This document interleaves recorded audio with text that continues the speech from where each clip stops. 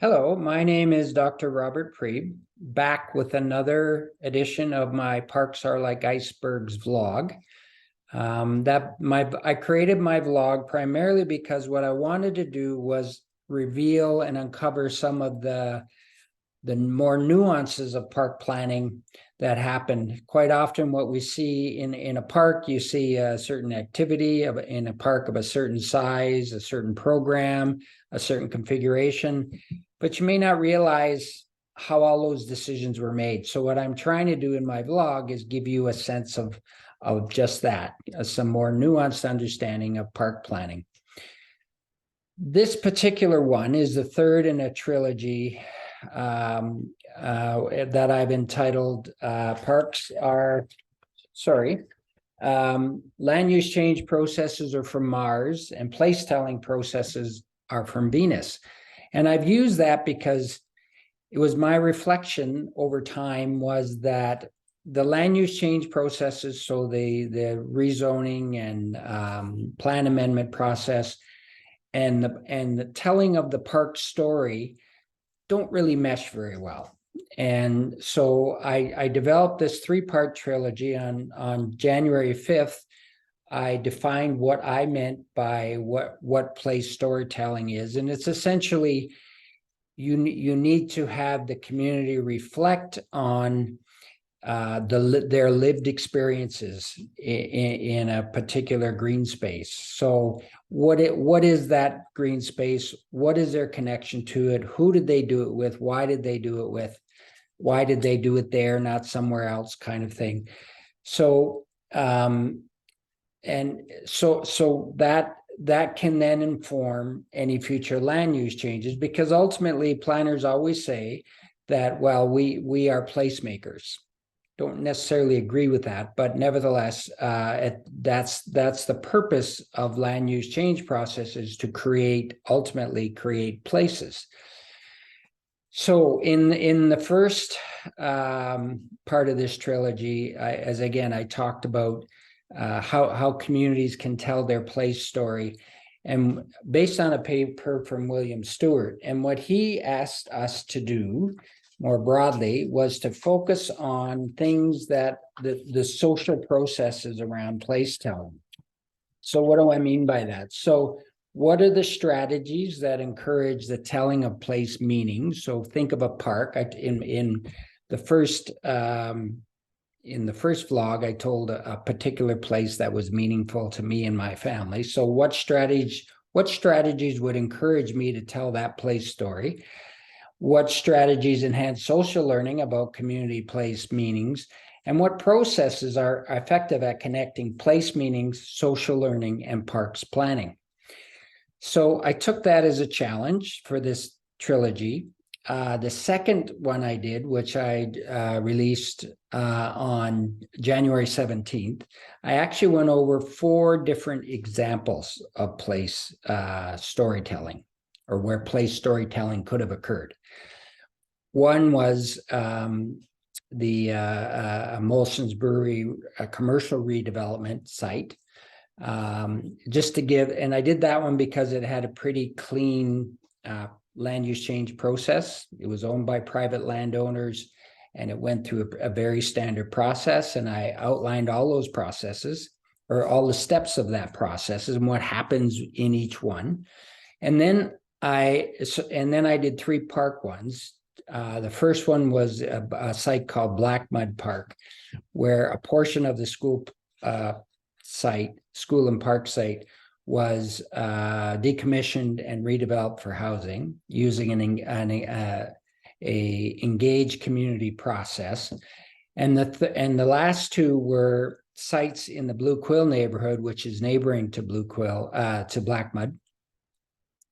And they adopted more authoritarian, for lack of a better term, processes, where basically elected officials determined the site was going to be redeveloped. Portions of the site would be of the school and park site would be redeveloped for housing, and that was going to happen. It was going to happen quickly.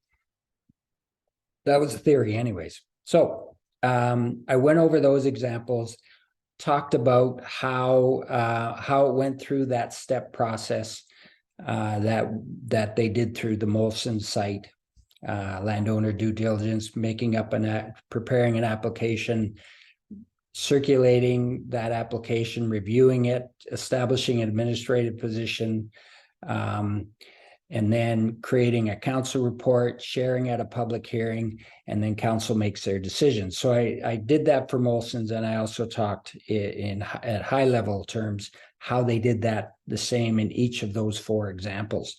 So that was to give you a sense of actually how these processes work in practice, in at least the practices experience that I was engaged in. So this particular one is the 3rd part of that trilogy. It's kind of the end. It's like my suggestions for change on how we can do better place storytelling processes. And to do that, so I went back to the start, you might say. I went back to what William Stewart said, and he said, what are the social processes that can inform place storytelling of the community? So in my dissertation, when I looked at the 2 Blue Quill sites and 38 other sites, and I looked at it from an institutional perspective. So, and by that I mean, I looked at it at how land use change processes are created over time. And these we tend to see them at a point in time, and we think that was the process that is and was forever. It's not. These processes have changed over time. But the more important thing is that the process steps and the activities within them are subject to change, and are subject to change not only by elected officials and land use planners, but also by the community. And in my dissertation, when I looked at how parks planning decision-making happened over the 1960 to 2010 period, what I just uncovered was basically a process or processes where the community became intimately engaged, integrally engaged in park service delivery in a way that no other land use, no other public services offered. You don't have to go out and shovel your roadway of snow. You don't have to clean out your catch basins, that kind of thing. But in the parks world, you have to help fundraise for the special for, maybe in Edmonton's case, playgrounds, lighting, plazas. You actually volunteer to run your minor sport teams and your whatever festivals you might volunteer at a festival on your park site. So the community is integrally involved in the co-production of space.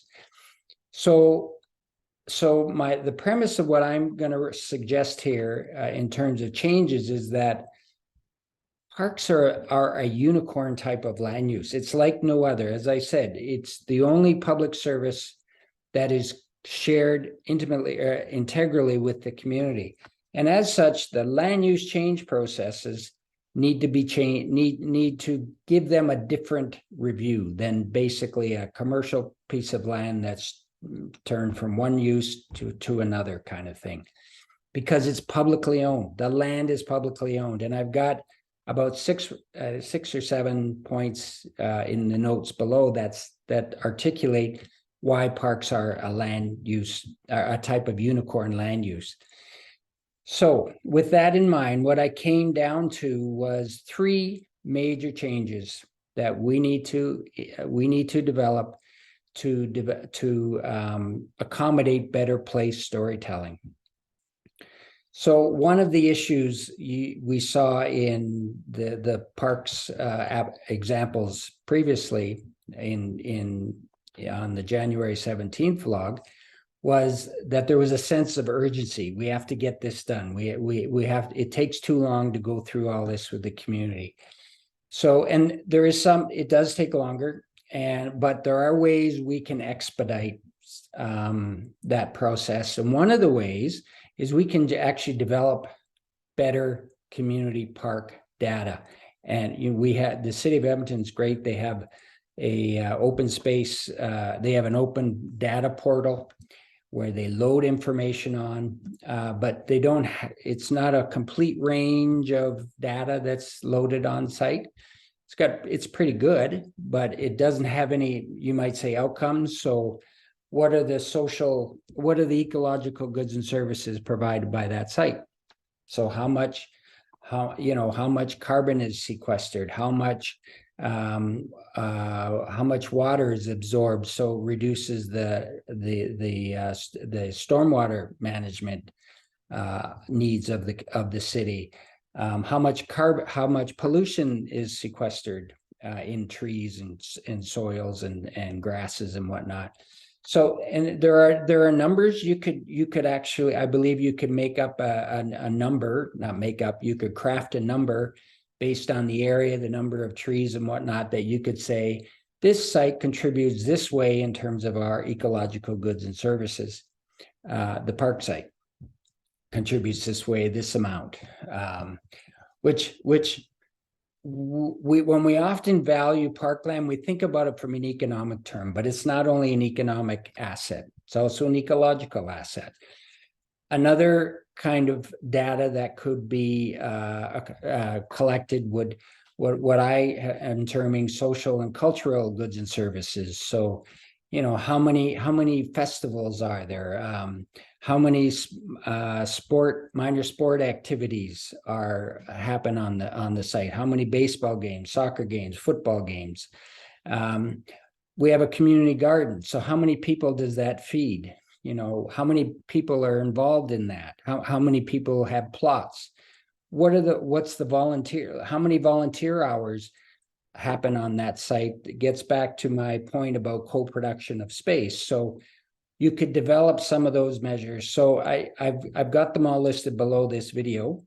And you can see what I'm talking about there. The second area is we need to decouple the analysis of the park itself. In other words, the aspect of the process that asks the community to tell their place story. We need to decouple that from the land use change process. And that, in effect, that's what happened with the black mud process referenced in the last vlog on January 17th. They took them apart. They separated those two. They did the analysis of the site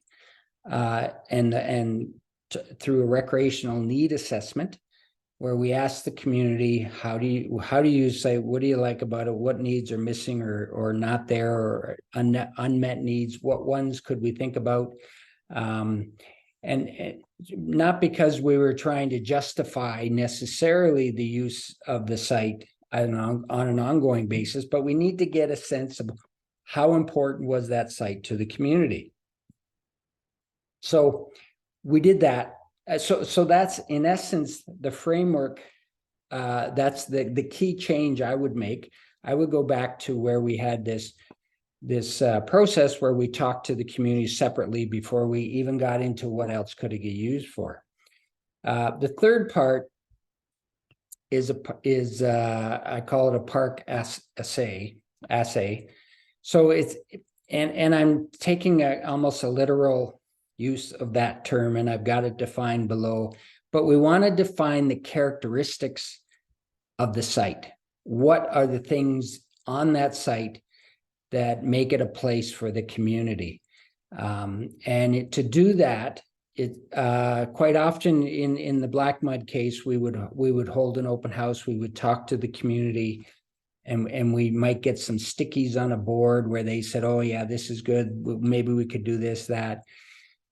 What I'm suggesting in this park assay is you could collect some of that information, the data from in the first recommendation I made, and also add to it a series of face-to-face semi-structured interviews with community members and target some community members. So for example, the community executive, past and current, they've been on that site for however many years. They've used that site. They've seen how the site's been used and not used, importantly, and how could it be used, and might have some ideas of how it might be used in the future. Community leagues tend to take a broader perspective than simply just parks. They're looking at community wellness, community health and wellness, broadly speaking. So, and I've always trusted them to be able to tell me, to give me a really good insight. I've always said I've never had a public engagement process where I didn't learn something, and that comes from the community, not from my so-called expert knowledge kind of thing.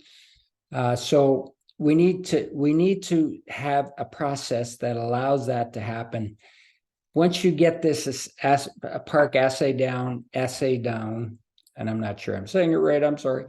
But once you get that down, then at some point you could begin a dialogue with the community about something else. But you do it from a starting point of information. So those are the three major changes. I've got some other notes down below you might want to read. But essentially, I think to enable the city to facilitate telling their place story, we need to get them more data, give them time to talk about their place, give them time to think about some other things they might like to see, recreation or otherwise, on the site.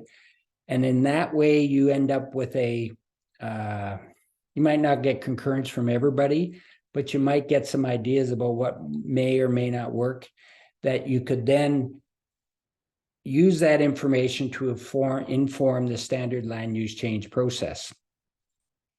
So have a read, and I appreciate you watching this third part of the trilogy. I really think finding ways to get the community to tell their place story, because it is their place and they know better than any administrator or elected official, that is a really great starting point to be able to develop a future of place in the park and in the community more broadly. Thank you.